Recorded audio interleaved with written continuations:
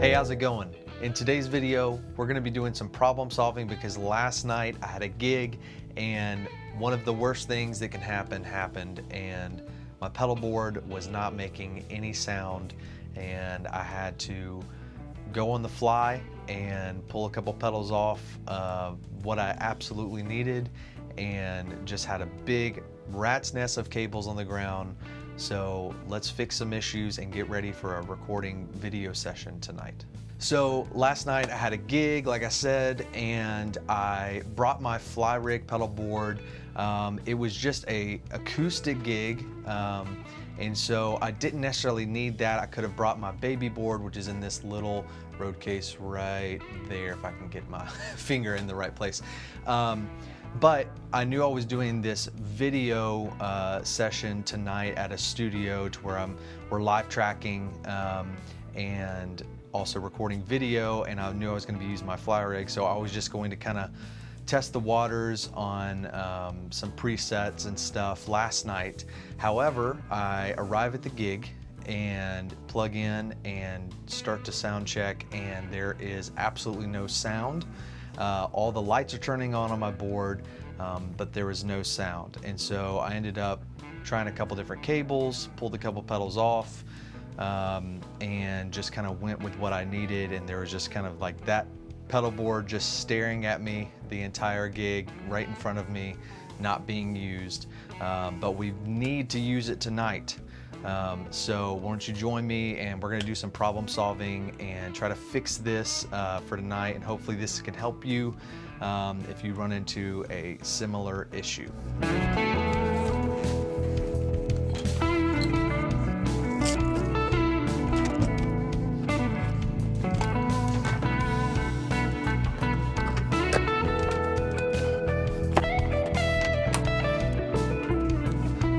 So I'm gonna bring you down here kind of with me, and I'm gonna try to get this camera set up right so that you can kind of see what I'm doing here, and then we may end up bringing this pedal board onto the workbench to do some more problem solving. But let's just see, you just saw me set it up, and I'm gonna try to play through it and see what happens. All right, so as you can see here, the board is turning on fine, and every pedal has power. We're checking that just one more time. Make sure I didn't miss anything in the heat of battle. Now I'm hearing the amp pop a little bit as I'm turning those pedals on and off. I don't have the amp mic'd or anything. We are just going raw here.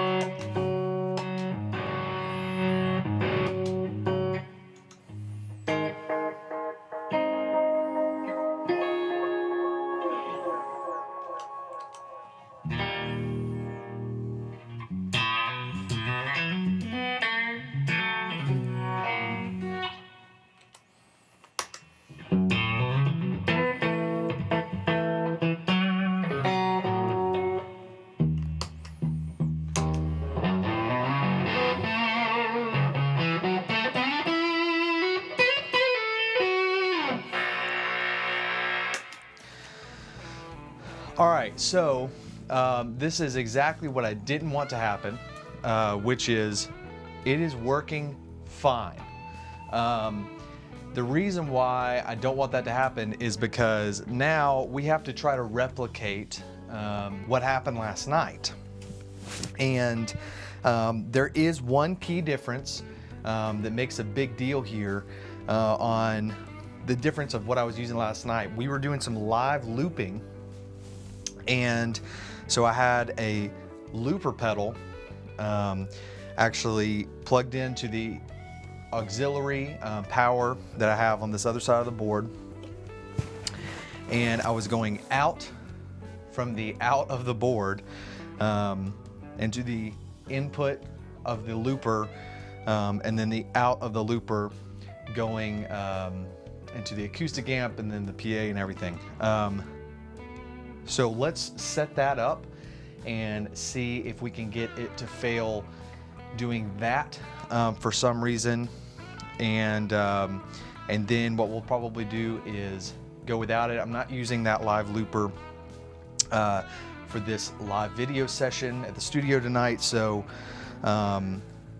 I want to make sure that this is not going to fail. I'm going to test everything, try to get it to fail, just pushing some cables around, and you know, there's not much you can do other than that until you know, unless you want to tear apart the entire board and test each cable, which I definitely don't have time to do today before this session. However, I don't want to go in being you know, not confident that this is going to work, so we may end up just bringing the big board tonight for the video session, and you know, just to be on the safe side. So let's set up how we had it last night and see if we can get it to fail that way.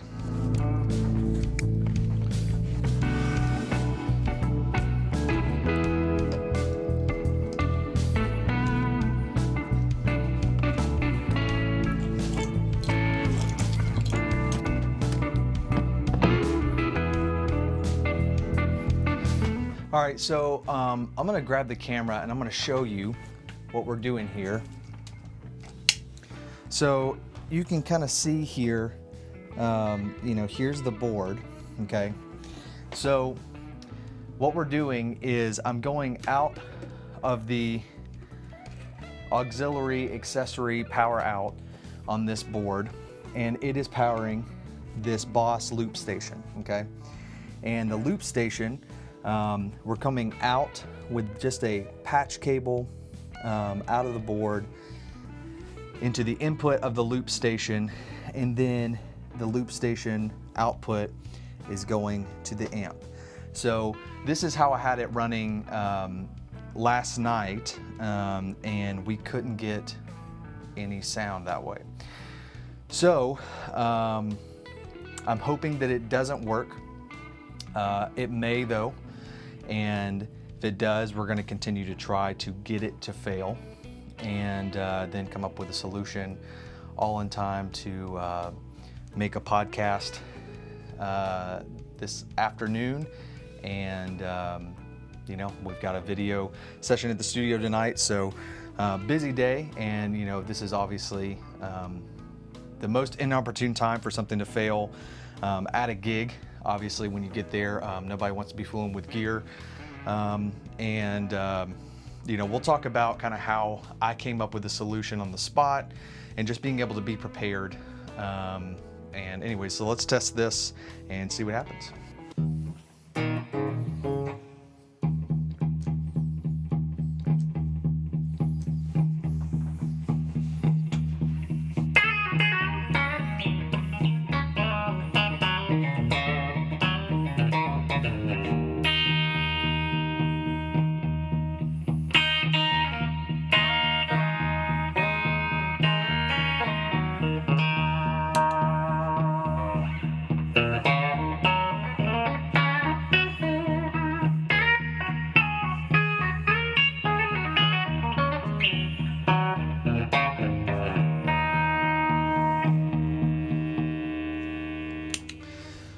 All right, well, as you can hear, it's working.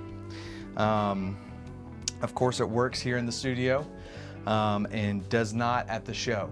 So let me just talk about what happened last night and how we resolved that issue.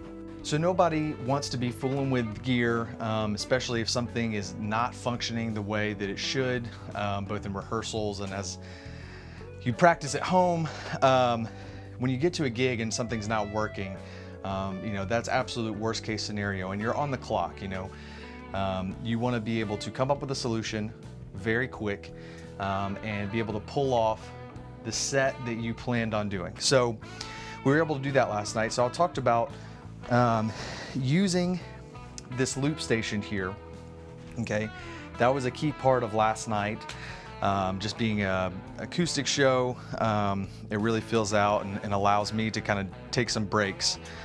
So what I did is I completely bypassed the pedal board, went into the loop station, and what I actually ended up doing is going out of the loop station into this last H9 here, because it handles reverbs, and was able to pull off with just the loop station and this H9. I pulled the patch cables out of the back, and was able to pull it off, you know, just with a single H9 in that loop station. However, that was not ideal by any means. So here's something that's really important. If you look inside this case here, I've got an array of different lengths of patch cables always on hand. And then I'm gonna show you my kind of go bag just for gigs, especially when there's not like a crew and not a sound man.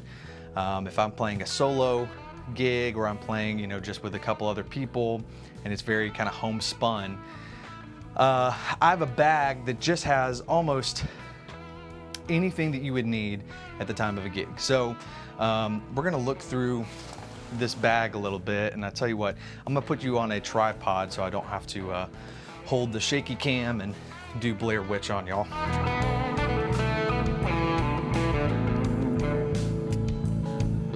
All right, so here we are, and this is the go bag. So I've got a couple iPad holders at all times. You never know when we're gonna be pulling something last minute. Always like to have charts and some kind of lead sheets just with, you know, Nashville number system.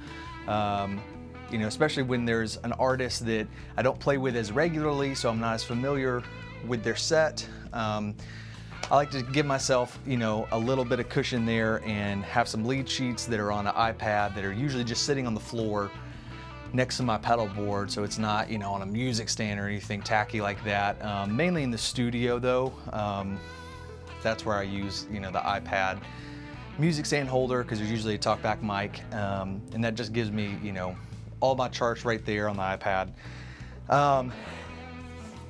I've got so many XLR cables in here, different lengths, some more specialty cables like an XLR to TRS 1/4 inch, gaff tape,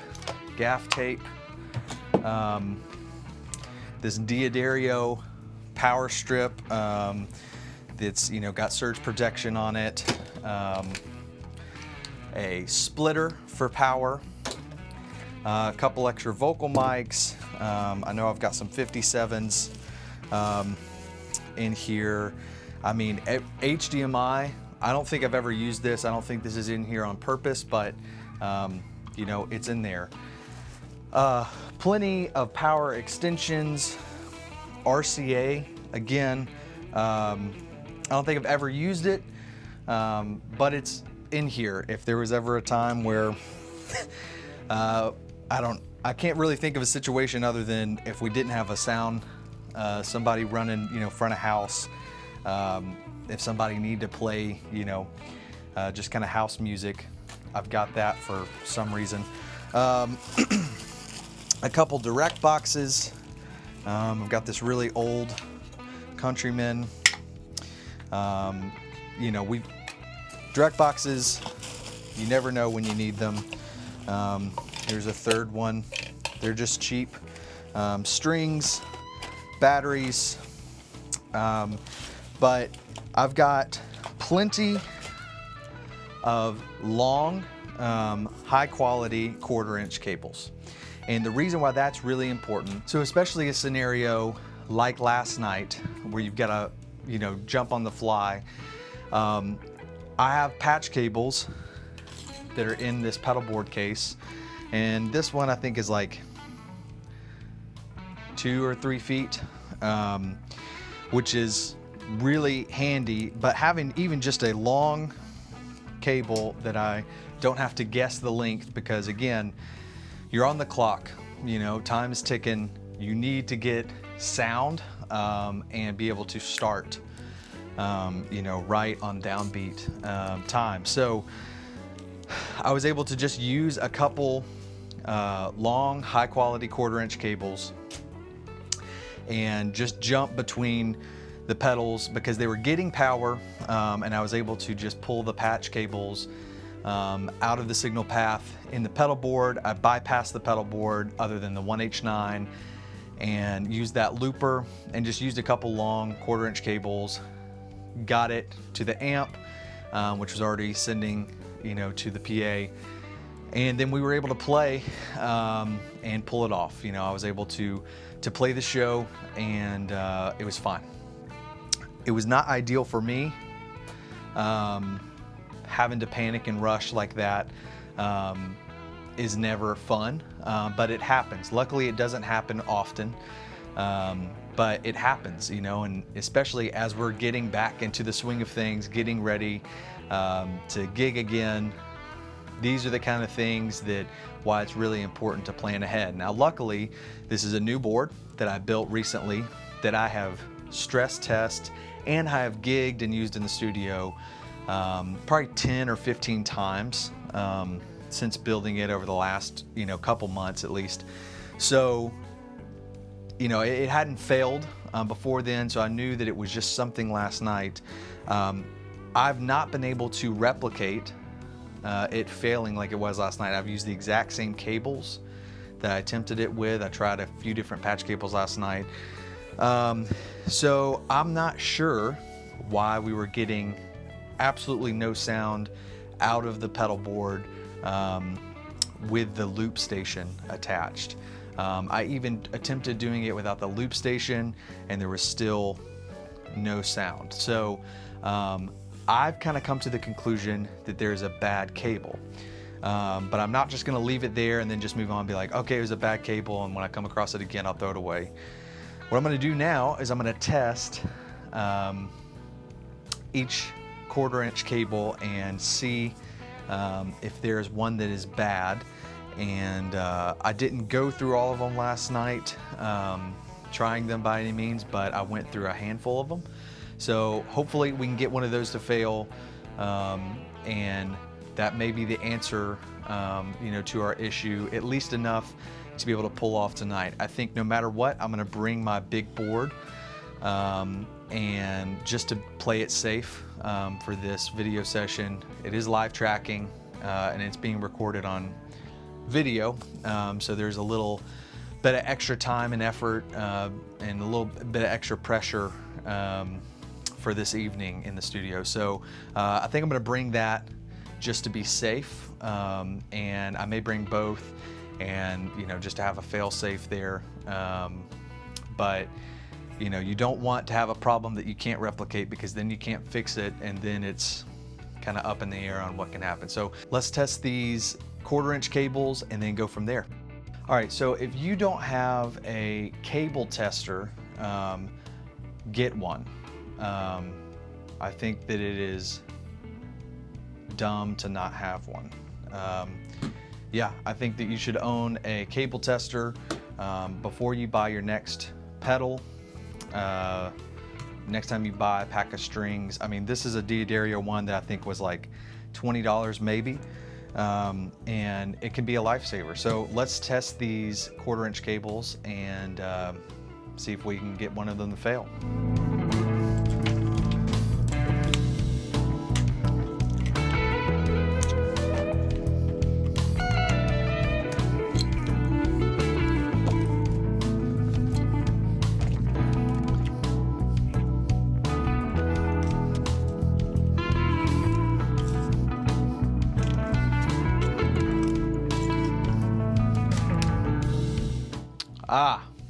Here it is. So let me see if you can see this. The sleeve is good, but the tip is not. And I'm pretty confident that this was a cable that was used last night. And that would make sense why it was not functioning with the pedal board. So, bad cable. It can ruin your night. Have plenty of them.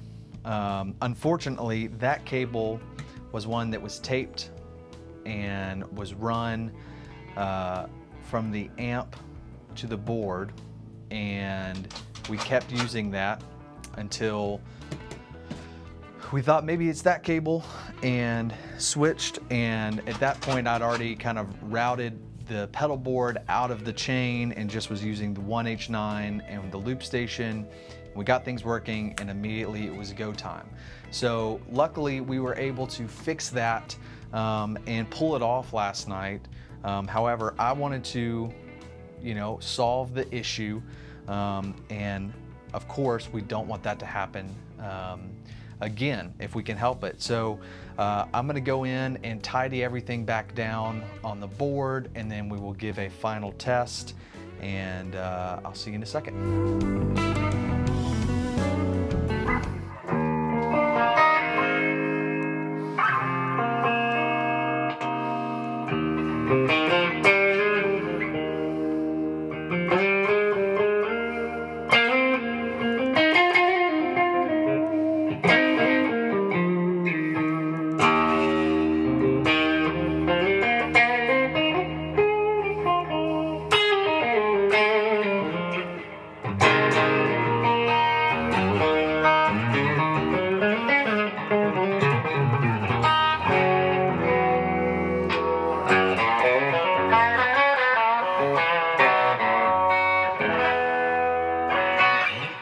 So as you can hear, the pedal board is working great now.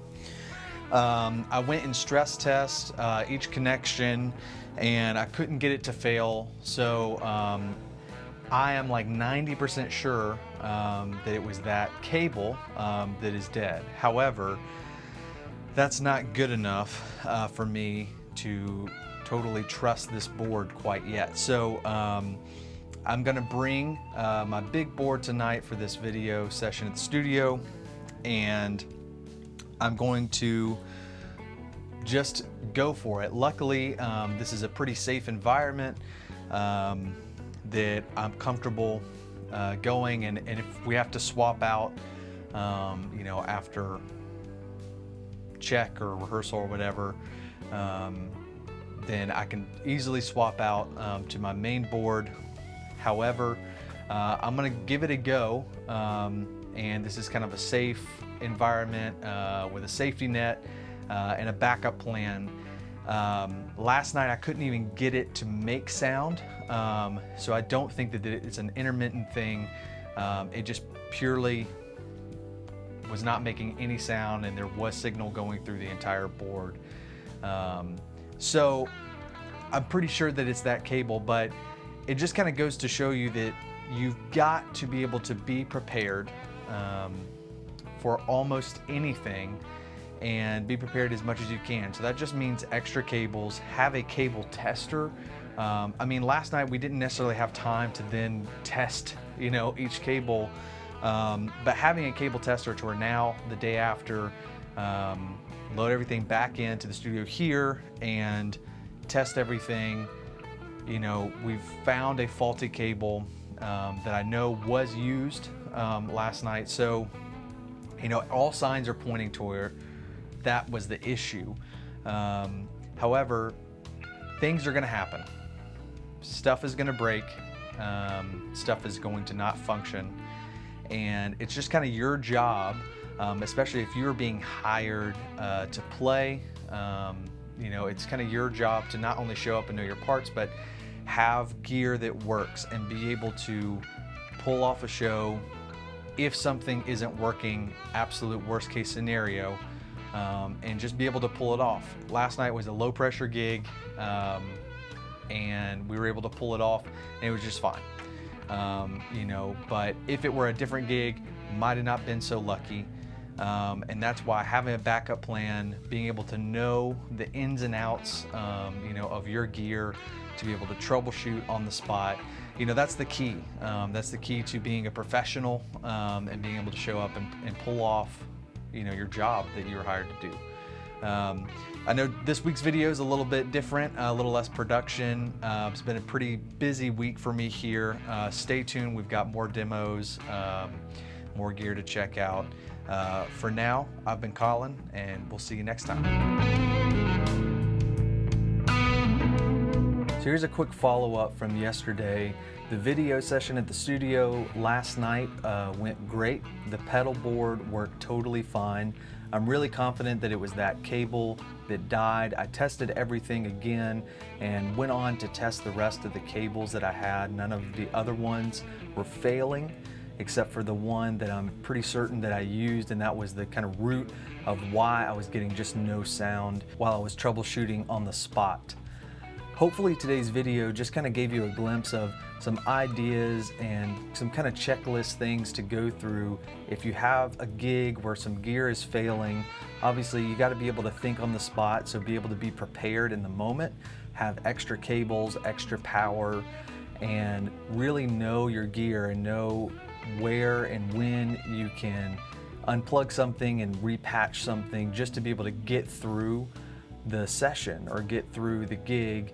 And then when you come home, I highly recommend go through and test everything, try to get it to fail. Hopefully you can have the same issue, and then you can, you know, check that and be able to solve it there on the spot when you get home. If this video was helpful to you in any way, please like and subscribe and share this new channel. And if this is the kind of content that you enjoy, you know, let me know what other ideas you have for other troubleshooting or pedal board or gear videos. And until next time, I've been Colin. Fixing an issue. Okay, let's see. And won't you join me as I get my shit together? Okay. All right. While I was bored. Let's test these Hey, how's it going? What the?